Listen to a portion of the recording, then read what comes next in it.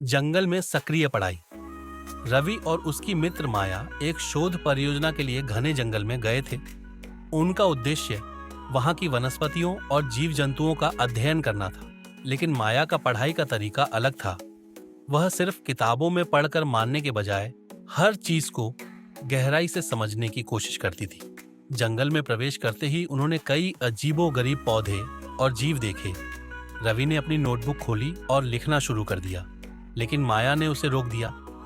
हम सिर्फ जानकारी इकट्ठा नहीं करेंगे, बल्कि इससे सवाल भी पूछेंगे, उसने कहा।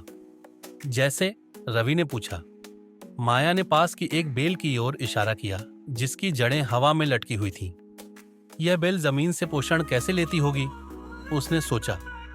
फिर उन्होंने गौर किया कि इसकी जड़ें नमी को हवा से अवशोषित कर रही थीं।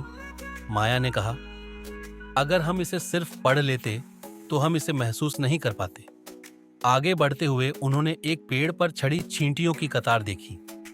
रवि ने बताया कि ये पत्तों को काटकर अपने घोंसले में ले जाती है। माया ने फिर सवाल किया, क्या इनका घोंसला पेड़ों पर होता है या जमीन के नीचे? उन्होंने खोजबीन की ओर देखा कि चींटियों का घोंसला पेड़ के ऊपरी भाग में था। रात हुई तो उन्होंने जंगल में अजीब आवाजें सुनी।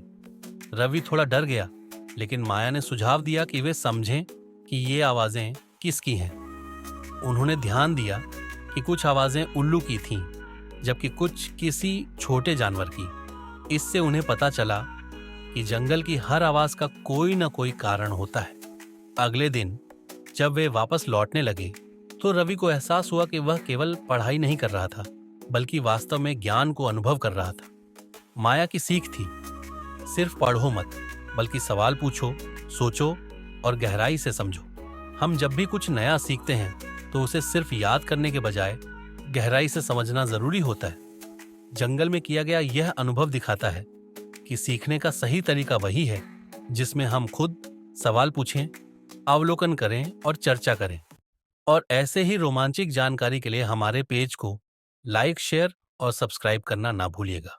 मिलते हैं अगले वीडियो पर कुछ नई कहानी के साथ। जय हिंद, जय भारत, जय बब्बा की।